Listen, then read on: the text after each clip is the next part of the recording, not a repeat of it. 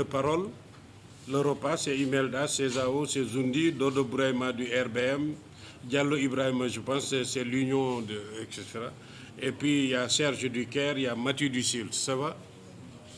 Est-ce que quelqu'un d'autre veut prendre la parole? Je ne vois pas de main se lever. Donc, repas, Imelda. Merci beaucoup. Ça va revenir dans les travaux de groupe. Un objectif spécifique à la transformation, justement à la transformation locale et à la consommation locale et à la distribution des produits laitiers. Donc, voilà un peu mes amendements. Merci. Merci beaucoup. César, aujourd'hui. Un commentaire. L'ambition de 25% de lait local transformé par les industries locales d'ici 2030, si j'ai bien compris, je ne trouve pas ça trop ambitieux. C'est pas ambitieux, 25%.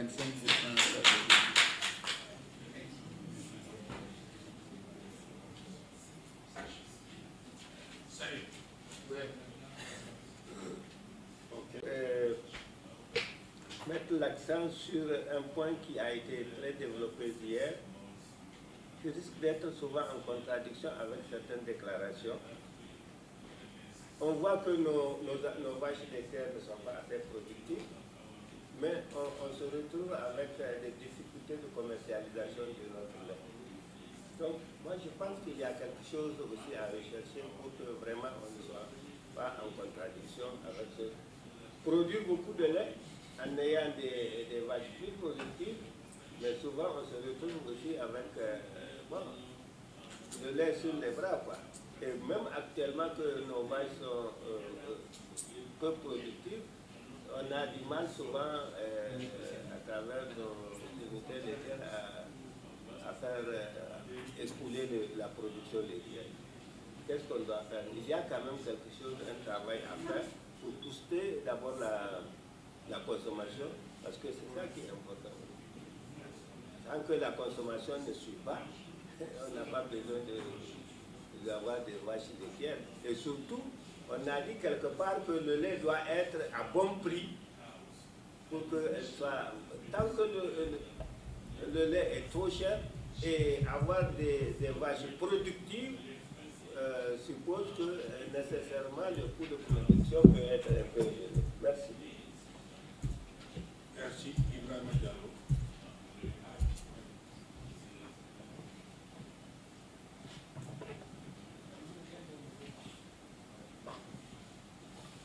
Ok, merci Président. Au niveau du Burkina Faso, il y a deux acteurs majeurs qui ont quand même boosté la commercialisation du lait local au Burkina, que je n'ai pas remarqué leur présence ici. C'est le PAM et le Vétérinaire sans frontières. Ils ont amené des petites laiteries de 50 litres aujourd'hui à 1000 litres, par tout simplement les achats institutionnels qu'ils ont contractualisé avec ces mini-laiteries-là dans la fourniture du lait à l'école. Donc je pense qu'aujourd'hui, dans la stratégie, peut-être qu'il faut qu'on intègre aussi les achats institutionnels et le développement des marques locales ou des labels locaux pour qu'on puisse vraiment, véritablement identifier clairement le lait local sur le marché. Donc ça, c'est vraiment, à mon avis, c'est quelque chose qu'il faut mettre en œuvre. Je n'étais pas là au début de la présentation. Si ça a été déjà dit, je m'excuse. Mais vraiment, pour moi, ces deux choses-là sont importantes. Parce que ici, c'est le marché qui tire la production. Vous voyez des petites laiteries qui étaient à 50 litres qui sont arrivées à aller chercher le lait là où il y en a, c'est parce qu'il y a le marché. Donc,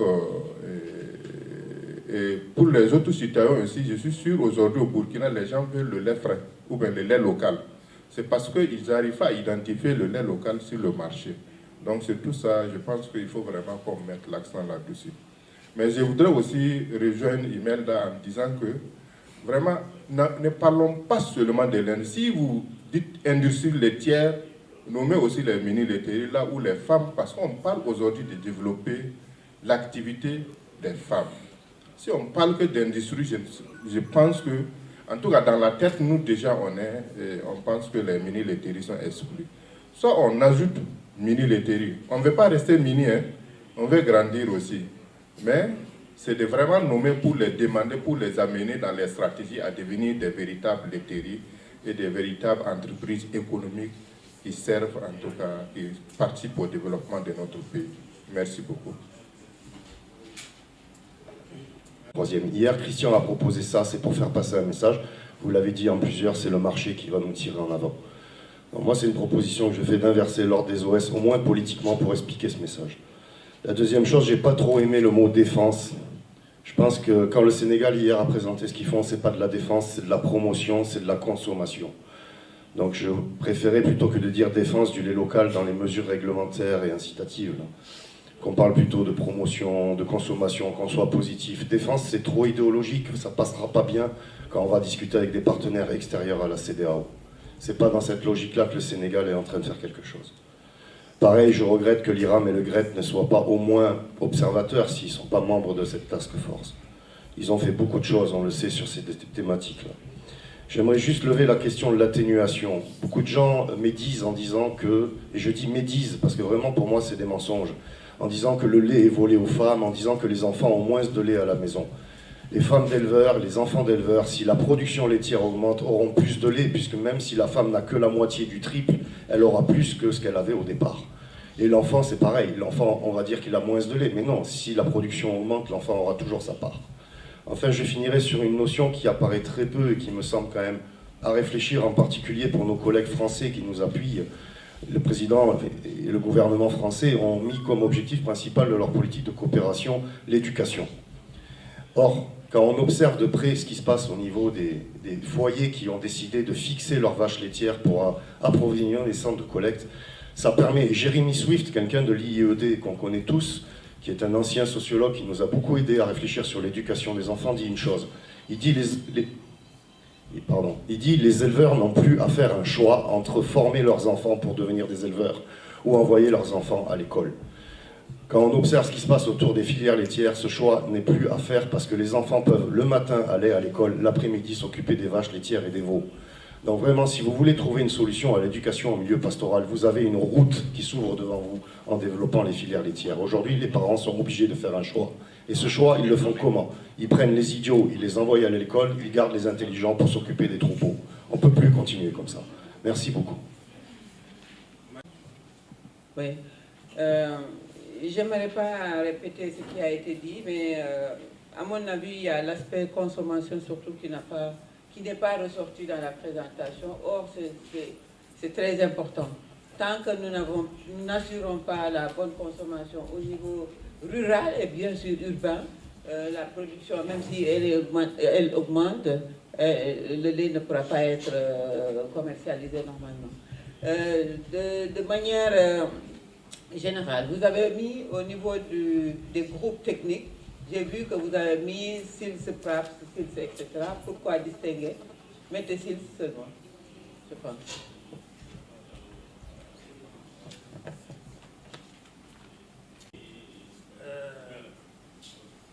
Je crois que les travaux de groupe vont être l'occasion d'insérer l'ensemble de ces observations. Tout ce qu'il faudrait éviter, c'est la dispersion. C'est une stratégie. On peut, en faisant aussi, améliorer ce que nous faisons, mais au départ, il faut que nous évitions le flou, la totale dispersion. Nous devons nous concentrer sur quelque chose. Par contre, je suis parfaitement d'accord avec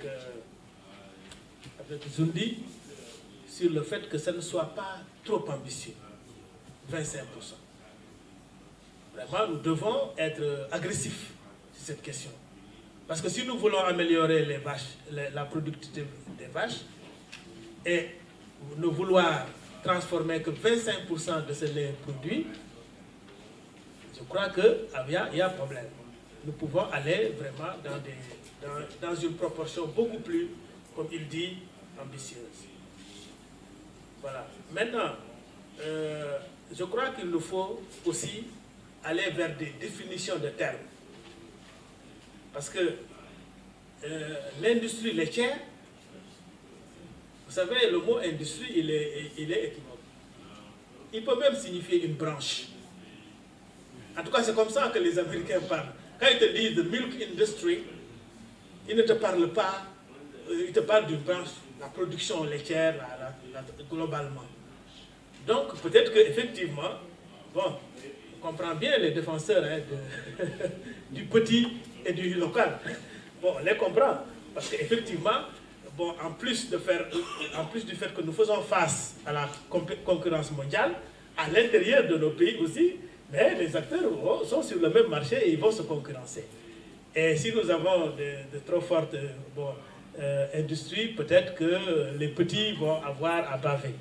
Mais en fait, ici, à mon avis, nous parlons d'un secteur où il y aura effectivement des unités plus artisanales que d'autres.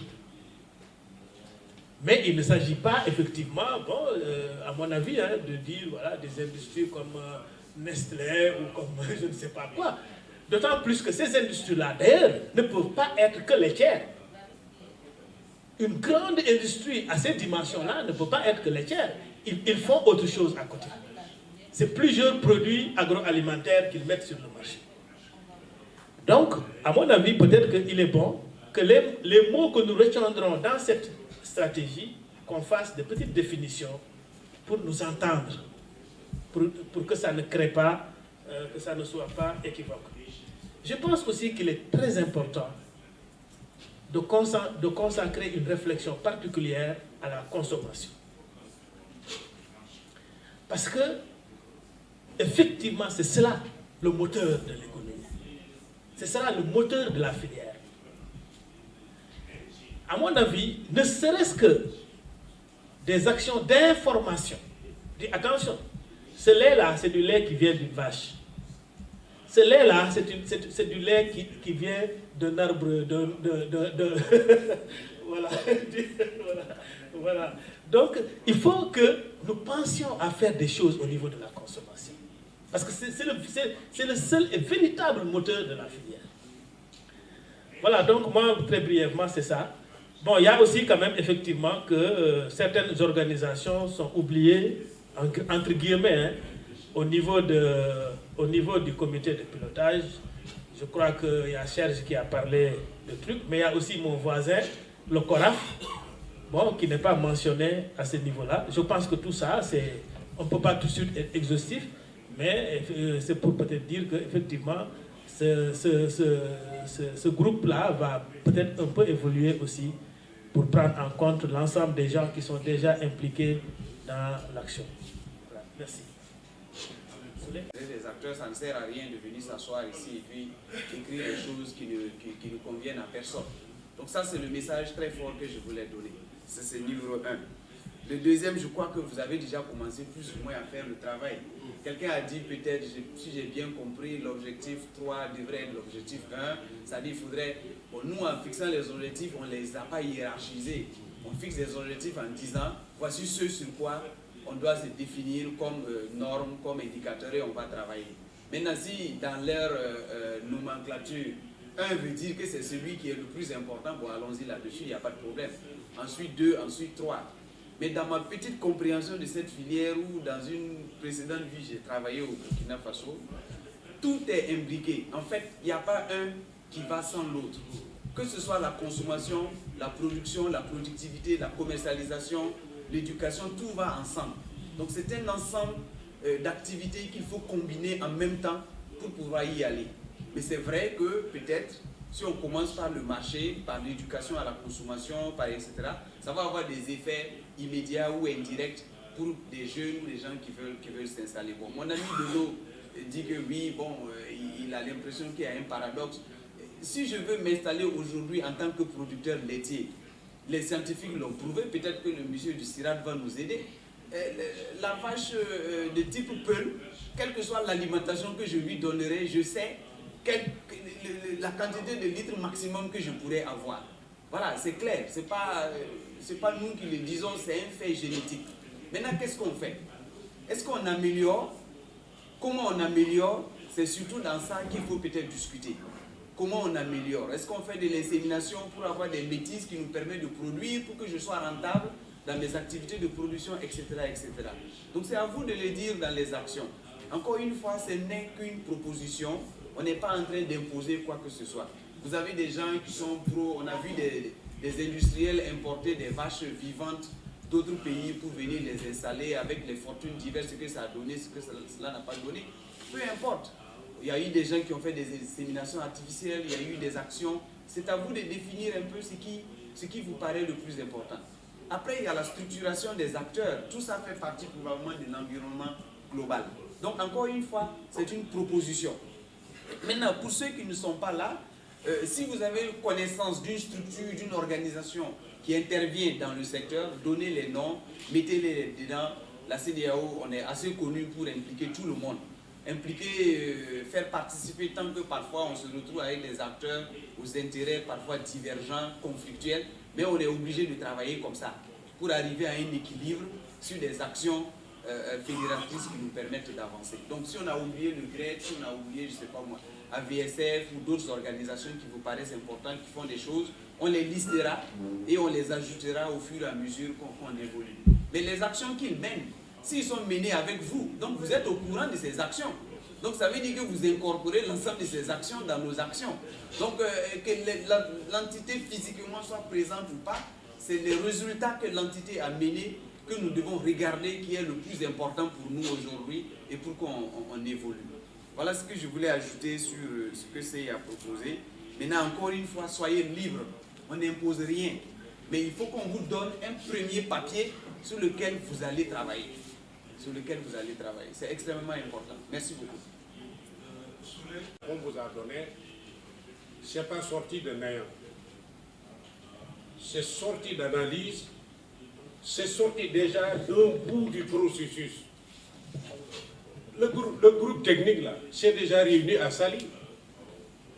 Ce qui est indiqué ici comme objectif, comme truc, etc. On l'a balayé là-bas. On en a discuté même à la table ronde de Milky Way à Abuja. Il y a des choses ici, ça sort de là-bas. Ensuite, on s'est retrouvé à Sali, Portugal, avec plus de laiterie de la région, etc., etc., pour arriver à ce cas. Ce n'est pas nouveau. Deuxième élément, dans notre façon de travailler, en tant que ceux qui sont membres du groupe technique, même si on fait notre de présentation agenda, si on fait notre conceptuel, on leur envoie. Bien loin avant l'atelier, ils donnent leur input, ils changent, ils questionnent, etc. Bon, Madame Sadogo peut me témoigner, ils questionnent des passages, ils truquent, ils disent non, moi je ne suis pas d'accord, réécrivez sur la base de ce que d'abord le groupe technique vous avez amendé qu'on amène. Nous sommes d'accord. Pour vous dire que bon, c'est pas dans le vide comme ça. Hein. Voilà. Donc, deuxièmement, et il y a, on prend note, parce qu'on fait un tour, on vous a soumis, vous avez des observations, on prend note de vos observations, que ce soit l'échelonnement des objectifs, bien qu'Alain ait répondu, c'est pas parce qu'on a dit quatrième qu'il est quatrième. Hein. Le tout se tient. C'est selon la chaîne de valeur, le tout se tient. C'est tout. Et deux, c'est pas par ordre d'importance, hein. Le tout se tient. On produit, on transforme, on commercialise, etc. Et puis le tout là a besoin d'un environnement.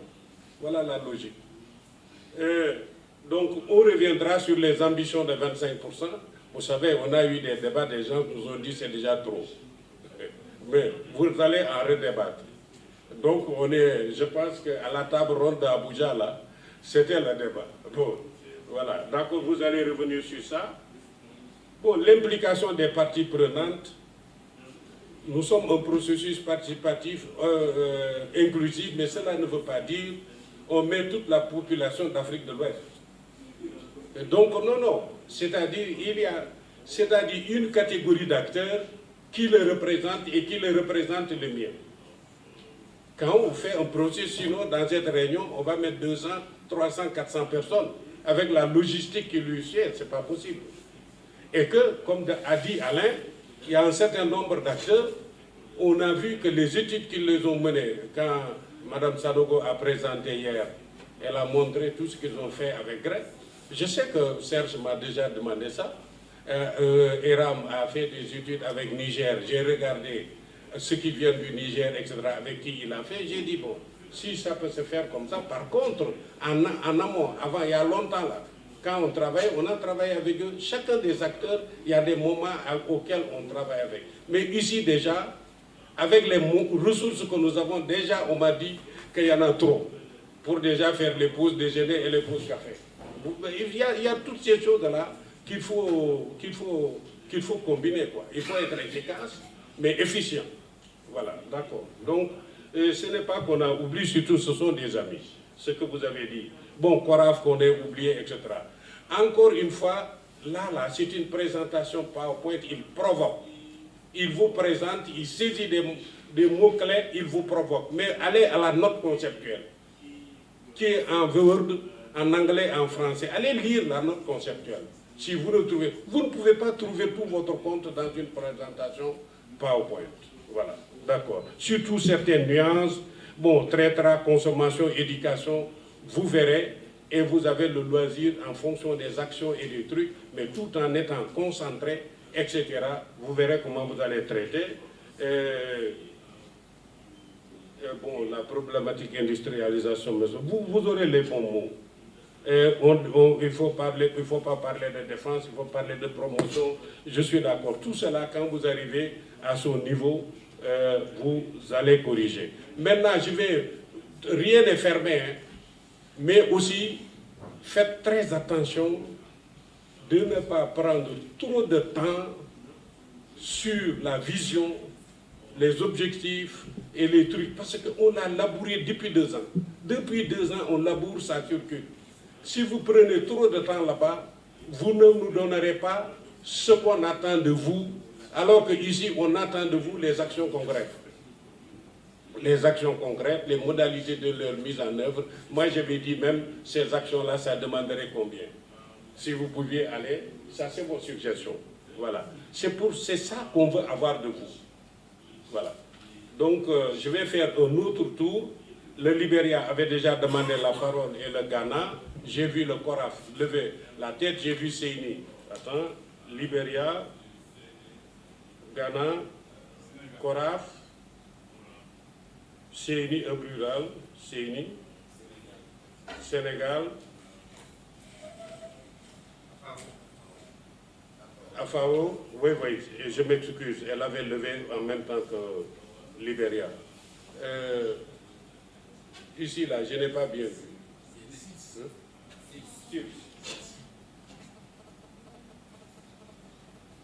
Ok, je répète, et c'est la dernière liste. Afao, Libéria, Ghana, Coraf, Seydou du rural, SILS, Sénégal, SILS. C'est ce que j'ai. Donc c'est la dernière liste. Après, on va passer à une autre session. Voilà, merci beaucoup. Afao, vous avez la parole. Communautaire comme la CEDEAO, que nous félicitons d'avoir pris en charge cette question du lait comme une priorité de développement, une priorité économique, de devoir préciser certains de ces choix. Est-ce que la CEDEAO promeut l'industrialisation à l'échelle du lait? Peut-être que non, parce que si on regarde la salle, la plupart d'entre nous, nous sommes des acteurs communautaires. Donc cette option communautaire de l'action de la CEDEAO mérite d'être précisée d'entrée de jeu. Qu'on puisse dire et bien comprendre pour ceux qui tomberont sur le dossier que l'option de travail de la CEDEAO, c'est de développer sa communauté pastorale et d'augmenter ses income à travers la production du lait et de préciser, pourquoi pas, le rôle des femmes de notre région qui, franchement, si on ne parlerait pas de femmes dans ce document-là, d'entrée de jeu pour montrer que c'est les femmes qui sont au début et à la fin du lait, ce ne serait pas juste. Et maintenant, de rebondir sur l'option d'aller vers l'employabilité et la professionnalisation de la filière. Même si c'est entre nous, les communautaires, il faut qu'on se professionnalise.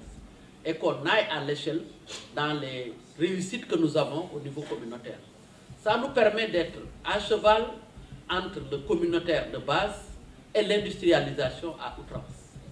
Il me semble que l'industrialisation à outrance ne saurait être le mandat de la CEDEAO. Mais la CEDEAO aussi doit rendre productifs ces acteurs que nous sommes pour que nous soyons au juste milieu. Et pour ça, évidemment, il faut le préciser d'entrée de jeu. On ne peut pas nous laisser comme ça aller dans les ateliers sans préciser quelle est la véritable option de la CEDEAO dans ce travail qui est demandé. Qu'est-ce que poursuit comme objectif la CEDEAO par rapport à cet exercice dans lequel nous sommes depuis lors? Ça nécessite d'être précisé et plus tard on comprendra que c'est par là qu'on pourra comprendre certaines des actions et certaines des activités que nous devons développer à travers ce programme. Parce que si on ne fait pas d'entrée de jeu, ce sera difficile d'aller vers les activités, d'aller vers les choix précis. Et qui dit choix dit laisser quelque chose dehors. C'est sur ça que je voulais vraiment, au niveau du chapeau du texte, qu'on puisse préciser, avant de nous laisser aller, de dire ce que vous voulez à travers ce travail. Quels sont les objectifs qui sont poursuivis, vraiment. Merci. To carry on what we call production by substitution. Now, if we are importing or consuming, say, 200 tons of milk, and we want to produce 100, we reduce the importation of milk by 100, so that the local milk is being consumed. When we do that, we make sure our local producers will have the money. And how can we do that is to increase the tariff on milk importation, especially foreign milk importation, so that the local milk is being consumed by the locals. If we don't do that, even if we put this document in place, if we cannot create some restrictions on how much to bring in after production, our people, our producers will end up with their milk and nobody buy them, and milk still continue coming from foreign countries or abroad. So that way we are not solving the problem. Thank you very much. The baseline study yet.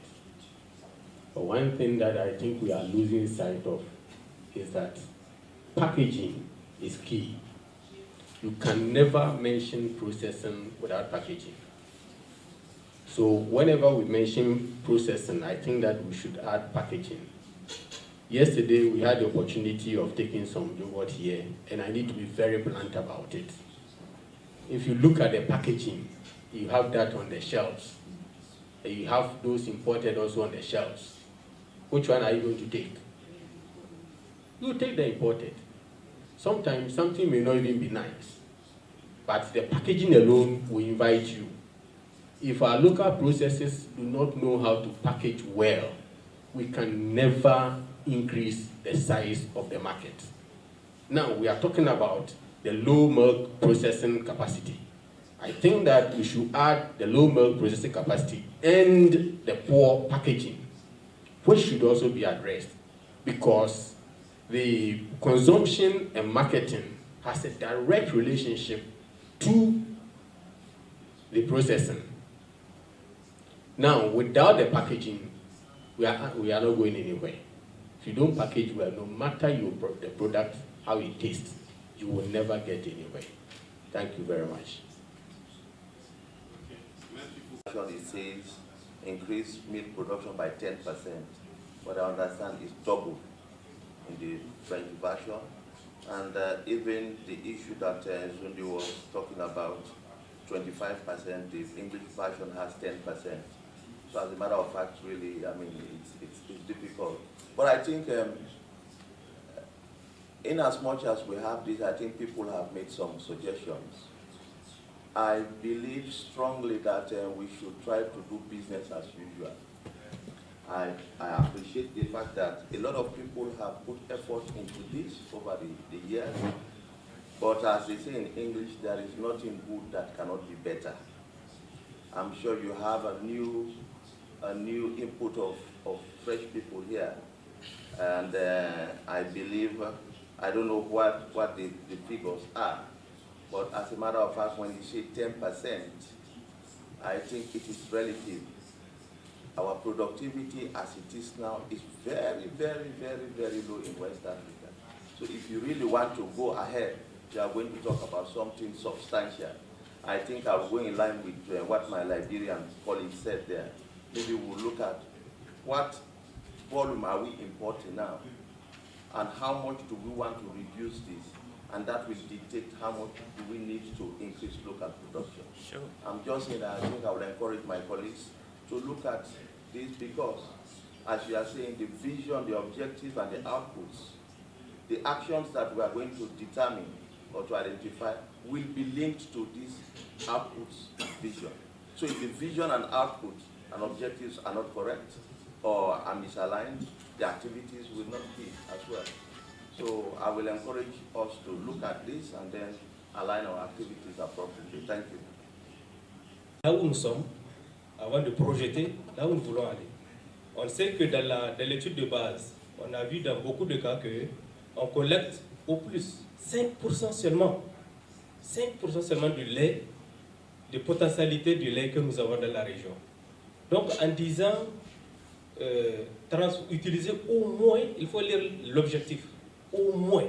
Donc si on utilise 100%, c'est tant mieux.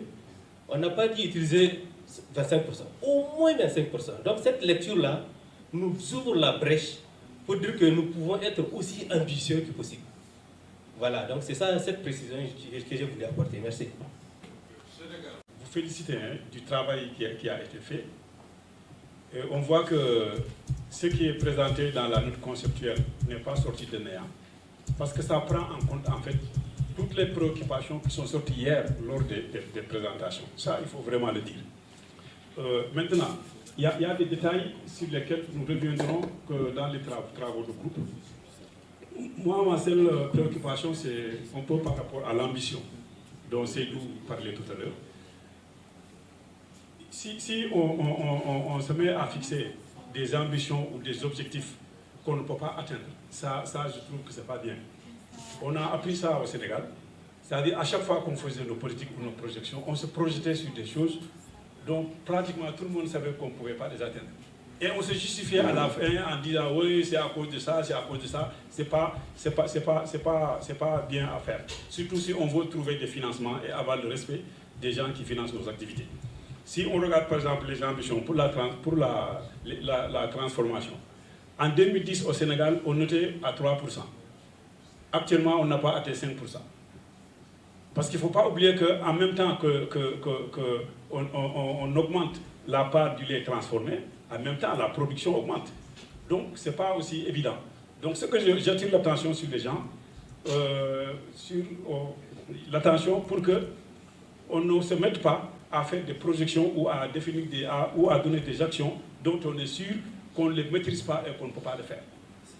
Je vous remercie. Merci beaucoup. Les questions que je vais aborder ont été déjà évoquées.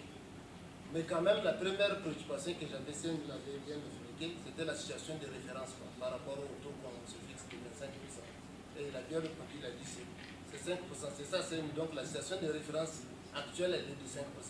Parce qu'on ne peut pas faire une projection. Pour faire une projection raisonnablement avertie, il faut avoir une situation de référence. Et je pense que c'est ça qu'il a expliqué. Le deuxième aspect, c'est vraiment par rapport à un aspect que je n'ai pas beaucoup entendu, mais je ne sais pas, peut-être que ça a été évoqué. C'était sur la question de la valeur ajoutée de cette filière-là, la question de nutrition. Parce qu'on a parlé beaucoup de sécurité alimentaire et je pense qu'on doit aussi coupler avec nutritionnel. Parce que dans les pays, en tout cas la plupart des pays, la question de la malnutrition est récurrente. Et on sait que le lait vraiment a beaucoup de vertus en termes de qualité, en tout cas en termes de nutrition. Je pense que c'est un aspect aussi qui doit être pris en compte dans toute la stratégie et la politique. Voilà. Merci beaucoup. Madame Tal, oui, mais bon. Voilà. Oui, mais c'est qu'elle a soulevé aussi des problèmes qui sont effectivement dans le document de stratégie. Mais c'est ce qu'on disait tantôt, quand on fait un PowerPoint, vraiment c'est un résumé, c'est des mots-clés. Bon, tu ne peux pas remplir un diapositive avec des phrases élaborées. Bon, et moi aussi même, quand je lis des diapositives, je suppose que les gens sont en train de lire et je vais vite. Et je vais vite. Donc vraiment, c'était pour corriger une petite erreur de ma part, c'est que l'aspect, sur la diapositive, quand on parle de modèle d'industrialisation, etc., bon, dans l'offensive, on insiste sur le fait qu'il faut à ce niveau beaucoup penser aux femmes et aux jeunes, à l'emploi des jeunes. Mais je ne me rappelle pas de l'avoir dit là, alors que c'est écrit sur la diapositive. Donc c'était un peu pour insister sur l'appel qui a été fait, aussi de ne pas vous limiter seulement à ça, mais de faire l'effort d'aller dans le document de base. Maintenant, il y a eu, effectivement, notre ami du CORAF l'a dit, il y a eu une petite erreur, parce que, comme l'a dit le directeur du hub rural, c'est un processus qui ne démarre pas aujourd'hui. Donc il y a eu beaucoup de choses de faites avec les acteurs. Et aucune phase n'a été réalisée avec et là, il y a d'anciens documents, il y a une ancienne version où on mentionnait déjà 10%. Et c'est cette version-là qui a été donnée à traduction. Donc je pense qu'on va retirer la version qui a été donnée à nos amis anglophones pour qu'une traduction de la dernière mouture avec les 25% soit là. Parce qu'effectivement, c'est des documents, c'est des versions différentes. Bon, je pense que ça suffit en ce qui concerne ma réaction. Toutes les questions qui sont soulevées devraient être débattues quand même au sein des ateliers, au sein des travaux de groupe, pour qu'on comprenne très bien l'essence de ce qui est proposé et même l'ordre dans lequel les éléments ont été proposés. Je crois que ce qui manque fondamentalement, on a déjà une bonne idée de la situation actuelle, mais on n'a pas une idée des tendances qu'on veut atteindre. C'est-à-dire à l'horizon 2030, où on aura une population ouest-africaine qui va avoisiner les 500 millions, de quel type de produits laitiers elle aura besoin et comment on fait pour que ce besoin-là puisse satisfaire. Et là, il n'y a pas deux options, deux alternatives. Ou bien on reste dans la logique d'importation dans laquelle on s'enferme actuellement, ou bien on met en œuvre des stratégies pertinentes, des mesures incitatives pertinentes pour développer la production locale, que ce soit la production brute de lait, que les produits transformés répondant aux besoins du marché de cette époque. Cette analyse, pour le moment, nous manque. Et on devra donc se déterminer à la faire pour que l'ambition de la région colle à une réalité, à une volonté qu'on veut avoir. Et sinon, je crois que c'est l'élément le plus important qui nous manque actuellement. Je ne sais pas si dans le cadre de la stratégie, c'est possible de le faire, mais si on a un programme majeur sur lequel on doit s'appuyer, il faudra nécessairement faire cette analyse, parce que c'est de ça, de cette ambition, que va découler la nature des mesures qu'on va proposer si on est suffisamment conséquent et cohérent avec nous pour les atteindre. Mais il faut qu'on sache, on veut produire combien, pour quel marché, pour qui et qu'est-ce qu'on fait pour accompagner cette volonté politique. Paramètres de l'analyse politique aujourd'hui, que ce soit l'ECOWAS, bon, la tentille est sortie, peut-être que sa question était provocative. Les choix de la CEDEAO sont clairs, ce n'est pas le choix de Alain, de Yama ou tout, ce sont des choix définis dans l'ECOWAS, adoptés par les chefs d'État. Modernisation des exploitations familiales agricoles, satisfaction du marché régional et insertion de l'économie agroalimentaire dans le marché mondial. Ça est dans l'ECOWAS. Donc peut-être qu'on devait rappeler ça encore pour dire, puisque Ablay il a dit ça s'insère dans la vision ECOWAS PDDA. Peut-être que c'est là qu'il aurait pu développer davantage. Donc le choix est très clair. Le choix est très très clair. Maintenant, il ne faut pas aussi se voiler d'affaires. De toute façon, vous connaissez ma franchise de parole. Je l'ai dit à mes amis Peul, je l'ai dit à d'autres. Soit on se modernise, soit on se réagisse, on s'auto-agisse et on vit, on résiste et on existe sur le marché ou on disparaît. Il n'y a rien à faire. En 2030, nous allons être quelque chose comme 450 millions, tout le monde le dit. Et nous sommes un marché attractif. Il y aura des industriels de partout le monde. Ils ne demanderont pas la permission de la CEDEAO, ni la permission d'un chef d'État, ni la permission de qui que ce soit pour s'installer. Ils ne demanderont pas cette permission-là. Donc, dans cette économie modèle, dans cette économie changeante, qu'est-ce que nous faisons pour que, comme mon ami Diallo le dit, la mini-laiterie effectivement évolue dans ce contexte-là. Qu'elle ne reste pas seulement une mini-laiterie, qu'elle évolue vers une forme d'industrialisation ou de prestataire de services ou de toute autre chose. Bref, qu'elle continue de gagner sa part de marché dans cette économie-là. C'est ça qui est la vérité des choses. Hein? L'autre chose, on ne peut pas aussi s'enfermer pour dire, bon, production locale, d'accord, on va travailler là-dessus sur le local, mais à elle seule, elle ne suffit pas pour répondre aux besoins de consommation des 450 millions de population que notre communauté va compter. Le défi pour nous, c'est que cette consommation locale, effectivement, trouve sa place de façon équitable, de façon équilibrée et aussi évolue convenablement avec les autres filières qui vont aussi être importées. Et donc, nous devons jouer sur plusieurs instruments. Et c'est à vous de le dire. Il y a un monsieur qui dit il n'aime pas trop le terme défense. Bon, ça n'engage que lui. Chacun a sa problématique. J'ai vu la présentation de Oxfam hier qui dit il ne faut pas signer les APE, ça engage que Oxfam. Il ne faut pas signer telle chose. Il y a le politique, il y a le civil, il y a l'économie et il y a tout un ensemble de choses. Donc nous sommes là, vous voyez que vous êtes tous là, les États sont là, les organisations professionnelles sont là, les organisations de la société civile sont là, les chercheurs aussi sont là pour nous éclairer. Comme le disait Diallo, si tu as une vache qui te donne 2 litres de lait par jour potentiellement, qu'est-ce que tu fais avec? Est-ce que tu continues de contempler ça ou tu prends des mesures pour améliorer ça et mieux t'insérer dans l'économie et dans le circuit de production et de consommation? Ce sont ça les vraies questions. Sortons un peu de notre business as usual, comme on dit, et proposons des actions pour évoluer. Après, on peut regarder des mesures, on peut demander aux États. Les États ont fait des efforts. Tout le monde se met à critiquer l'affaire de 5% du lait en poudre, mais ça a été débattu pendant 5 ans pour arriver à ça, à 5%. La tendance était de mettre ça à 0%, parce que les gens disaient qu'on veut nourrir les enfants, on veut que les enfants aient accès au lait, et que la production locale n'est pas suffisamment collectée, ne suffit pas. Si on met ça à 5%, on va priver une marge et une frange de la population qui ne peut pas avoir accès à un produit nutritif aussi important que le lait.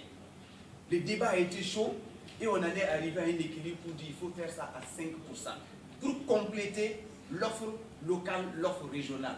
Donc regardons les choses vraiment avec beaucoup de responsabilité, beaucoup de prospection et allons-y dans ce sens-là. Je vous y encourage sérieusement. Ce que nous faisons, ce ne sont que des propositions. Critiquez-les et amenez-nous en termes d'action. Vous savez, les stratèges, vous avez vu tout de suite mon ami Séni qui a dit oui, on a dit 25% parce qu'il y a une base. Moi, les planificateurs, là, ils sont très forts. Quand vous dites la vision, c'est comme ça, c'est pas ça que nous, là, acteurs, là, qu'est-ce qu'on propose concrètement comme action pour répondre à nos problèmes? Je crois que c'est là que nous devons nous concentrer. Après la gymnastique intellectuelle de faire des flèches, de les mettre en objectif, en vision et autres, là, laissez ça aux planificateurs, aux décideurs, aux États, et ils vont trouver la solution. Mais vos actions, là, il faut les déterminer de façon concrète pour qu'on sache qu'on répond vraiment à vos besoins. Voilà ce que je voulais ajouter. Merci beaucoup. C'est des tout petits aspects, mais je vois que c'est des aspects subjectifs qui peuvent nous amener des problèmes. Et quand nous avions démarré, tous ceux qui sont autour de cette table n'étaient pas là-dedans. Pourtant, ils sont aujourd'hui là-dedans, ça veut dire qu'on leur reconnaît qu'ils ont un rôle à jouer. Ça, c'est le plus important. Si Coraf n'était pas dans quelque chose avant, aujourd'hui il est. Voilà, il se prend partie prenante et puis il donne ses réactions comme il vient de donner. Ça veut dire la prochaine fois, il sera dans le groupe technique. Voilà. Ça c'est des petites questions. Nous sommes entre nous. Vous savez, on ne peut pas faire exprès d'exclure tel ou tel ou tel. D'accord? Ces choses-là, évacuons-le. Nous sommes entre nous et puis c'est réglé. Maintenant, je vais finir par Madame la Présidente pour lui laisser le temps de rentrer. Donc aussi, elle ne rentre pas. Oui, mon frère Lucille, oui, bon, c'est pourquoi le lait, on l'attaque stratégique, c'est sécurité alimentaire, revenu, mais c'est surtout nutritionnel. Ça, c'est vraiment, dès que tu commences à lire la note conceptuelle, etc., là, ça, c'est ce qui est lyrique. Nous sommes d'accord avec toi. Ça, c'est l'irrigation vraiment de pourquoi on s'attaque au lait aussi. Voilà. Ça, cet aspect de nous allons quantifier l'emballage, tout cela, on va y revenir. Quand vous allez traiter la dimension commerciale, la commercialisation, et faites vos propositions, il n'y a pas de problème. Mais c'est sûr,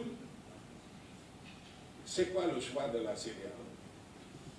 Alain l'a dit déjà, tout cela est inséré dans l'ECOWAS, etc. Comment c'est inséré dans l'ECOWAS? Comment c'est inséré dans Malabo? Comment c'est inséré dans nos engagements internationaux? C'est dans le document. Il ne va pas le traiter, il ne va pas le reprendre. Les 7 priorités de tout ça, il ne va pas le reprendre. C'est pour revenir sur ce qui nous amène ici, notre cadre d'objectifs spécifiques. C'est sur ça qu'il est intervenu. Encore une fois, retourner dans la note conceptuelle. Voilà.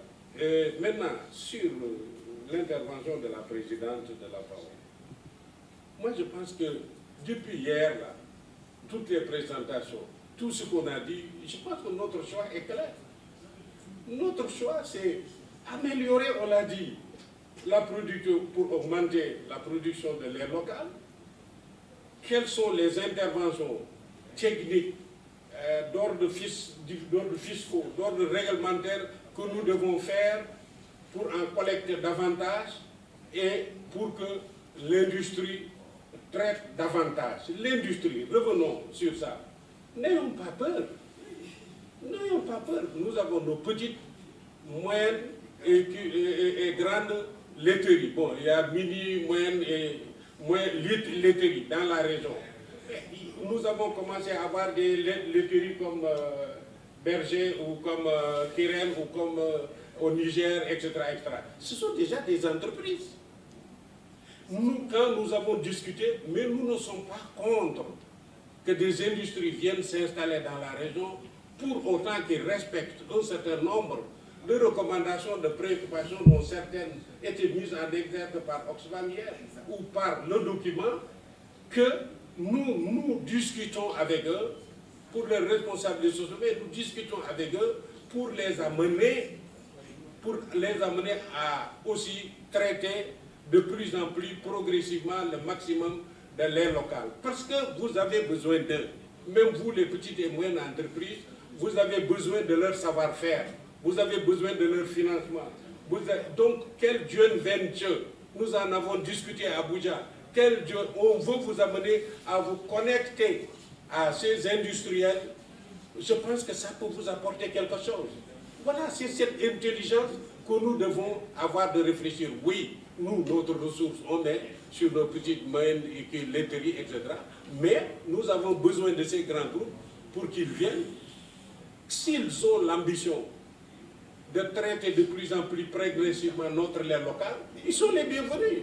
Et ils peuvent nous amener leur savoir-faire, leur financement, et vous, par joint venture, vous amener à être plus professionnels, etc., etc. Nous ne sommes pas contre ça. Oui, ça c'est clair et net, voilà l'option. Ça, cette option, la région là, non pas sur le lait, il l'a sur le riz, il l'a sur partout, et si demain ils peuvent faire des contractualisations, etc., pour vous amener à tirer, etc. Bon, le riz, on a vu il y a quelques années, mais maintenant, qui refuse? Il y a des grands groupes qui sont installés, etc. Moi, j'habite dans un coin où il y a un grand groupe qui est arrivé maintenant qui fait le truc. Le grand groupe est en train de faire le travail de la SAED, est en train de faire le travail, parce que dans son processus de contractualisation, maintenant, les paysans n'ont plus le problème de commercialisation. Dans son processus, il les prend pour champ. Dans son processus, il va même maintenant jusqu'à les encadrer. Si on a des choses comme ça, c'est intéressant. Voilà. Nous, focus, oui, chez vous, on a le souci de renforcer vos capacités techniques, professionnelles. Si on a des moyens, on le met dans le renforcement de vos capacités techniques, professionnelles pour faire plus d'argent, pour faire plus de business, entre vous, si vous pouvez vous connecter pour faire des coopératives, pour vous donner la force, pour demain être une force de négociation et de proposition, tant mieux, c'est ce que nous cherchons. Et puis après, on vous connecte aussi avec les grands groupes, etc. Ça, c'est ça notre option. Merci.